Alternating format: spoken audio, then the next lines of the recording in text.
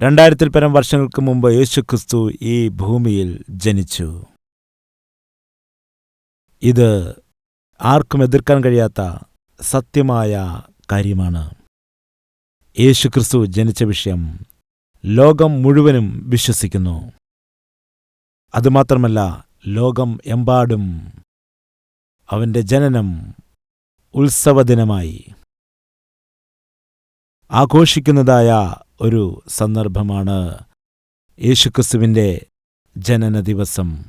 നിങ്ങൾ ഏതു രാജ്യത്ത് പോയാലും, ഏതു ദേശത്ത് ചെന്നാലും, ഏത് രാജ്യത്തിൻ്റെ ഏത് മൂലയിൽ ചെന്നാലും കർത്താവായ യേശുക്രിസ്തുവിൻ്റെ ജനനത്തെ ആഘോഷിക്കുന്ന കാര്യം നമുക്കവിടെ കാണുവാൻ കഴിയും. സാധാരണമായിട്ട് ഓരോരോ രാജ്യത്തിൽ ഓരോരോ വിശ്വാസമാണ്, ഓരോരോ ഉത്സവങ്ങളുണ്ട്, ആഘോഷങ്ങളുണ്ട്, സാധാരണമായിട്ട് നടക്കുന്നതാണ്. അത് ആ രാജ്യത്തിൽ മാത്രം ഒതുങ്ങി നിൽക്കുന്നതാകും. എന്നാൽ ലോകത്തിലുള്ള സകല രാജ്യങ്ങളും ചേർന്നുകൊണ്ട് ആഘോഷിക്കുന്നതായ ഒരു ആഘോഷമാണ് ക്രിസ്തുമസ് എന്നത്. കാരണം ലോകമെമ്പാടുമുള്ള ആളുകൾ ക്രിസ്തുമസ് ആഘോഷിക്കുന്നു. നിങ്ങൾ ചൈനയിലേക്ക് പോവുകയാണെങ്കിൽ ചൈനയിലെ ഏത് പട്ടണത്തിൽ ചെന്നാലും ക്രിസ്തുമസിൻ്റെ അന്തരീക്ഷം നിങ്ങൾക്ക് കാണാൻ കഴിയും. ഗൾഫ് കൺട്രികളിൽ ചെന്നാൽ, ഏത് എയർപോർട്ടിൽ ചെന്നാലും ക്രിസ്തുമസിൻ്റെ അന്തരീക്ഷം കാണാൻ കഴിയും. ആഫ്രിക്കൻ ഭൂഖണ്ഡത്തിലെ ഏത് ദേശത്ത് പോയാലും, ഓസ്ട്രേലിയയിൽ ചെന്നാലും, അമേരിക്കയിൽ ചെന്നാലും, നോർത്ത് സൗത്ത് അമേരിക്കയിൽ ചെന്നാലും ക്രിസ്തുമസിൻ്റെ അന്തരീക്ഷം കാണുവാൻ കഴിയും. കാരണം എന്താണെന്ന് വെച്ചാൽ, കർത്താവായ യേശുക്രിസ്തു ഒരു ഗ്രാമത്തിലോ ഒരു പ്രദേശത്തിലോ ഒരു പട്ടണത്തിലോ ഒരു രാജ്യത്തിനോ മാത്രമുള്ള വ്യക്തിയല്ല. പിന്നെയോ ലോകമെമ്പാടുമുള്ള അനേകം ആളുകൾ ആരാധിക്കുന്ന അത്ഭുതവാനായ ദൈവമാകൊണ്ട് ഈ ദിവസം യേശുവിൻ്റെ ജനനം ക്രിസ്തുമസ് ആഘോഷിക്കുകയാണ്. യേശു ജനിച്ചു എങ്കിൽ എന്തു ചെയ്യണം? ഇതാണ് എൻ്റെ ചോദ്യം. യേശു ക്രിസ്തു ജനിച്ചു, അതുകൊണ്ട് നാം എന്തു ചെയ്യണം? യേശുക്രിസ്തു ഈ ലോകത്തിലേക്ക് വന്നു എങ്കിൽ അങ്ങനെ വന്ന യേശുവിനെ നമ്മൾ എന്ത് ചെയ്യണം?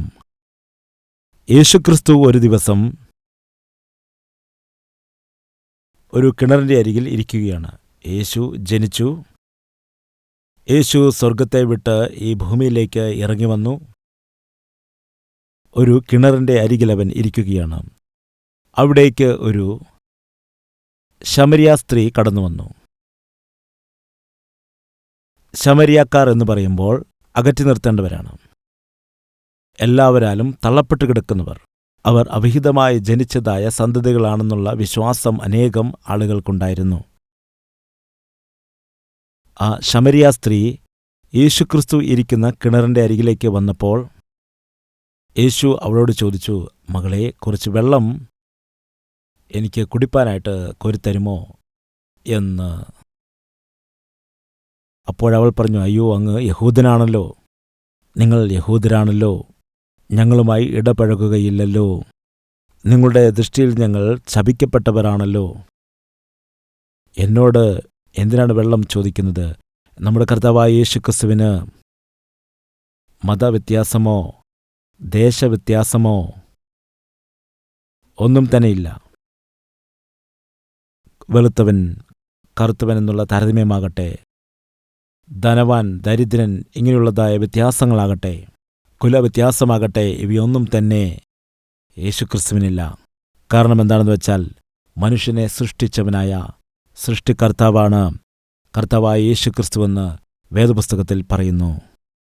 അതുകൊണ്ട് എല്ലാവരെയും ഒരുപോലെ അവൻ സ്നേഹിക്കുന്നവനാണ്. എല്ലാവരെയും ഒരുപോലെ തന്നെ അനുഗ്രഹിക്കണമെന്ന് ആഗ്രഹിക്കുകയും ചെയ്യുന്നു. മതമാകട്ടെ, വംശമാകട്ടെ, ഭാഷാ ദേശവ്യത്യാസമാകട്ടെ, ഇത് മനുഷ്യൻ സൃഷ്ടിച്ചവയാണ്. ഇവയൊന്നും ദൈവം സൃഷ്ടിച്ചത് അല്ല.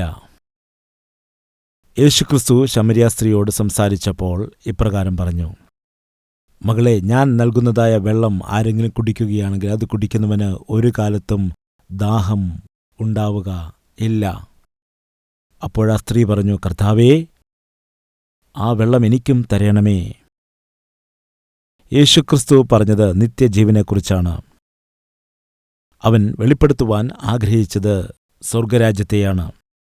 സ്വർഗരാജ്യത്തെ വെളിപ്പെടുത്തുവാനും പാപിയായ മനുഷ്യനെ സ്വർഗത്തിലേക്ക് കൊണ്ടുപോകുവാനും പാപികളെ വിശുദ്ധീകരിക്കാനാണ് യേശുക്രിസ്തു ഈ ഭൂമിയിലേക്ക് വന്നത്.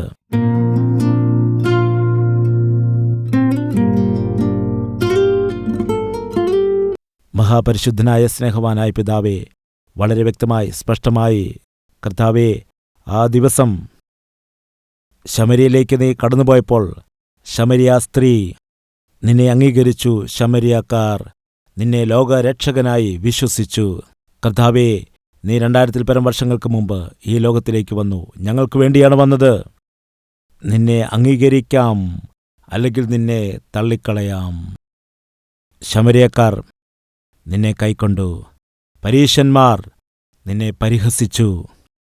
യൂദ നിന്നെ ഒറ്റിക്കൊടുത്തു. സ്നാപക യോഹന്നാൻ നിന്നെ എല്ലാവർക്കും പരിചയപ്പെടുത്തി.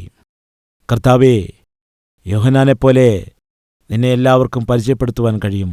അല്ലെങ്കിൽ പാപിയായ യൂദയെപ്പോലെ നിന്നെ വിൽക്കുവാനും കഴിയും. എല്ലാം അറിയാവുന്നവരായ പരീശന്മാർ പരിഹസിച്ചതുപോലെ നിന്നെ പരിഹസിക്കുവാനും കഴിയും.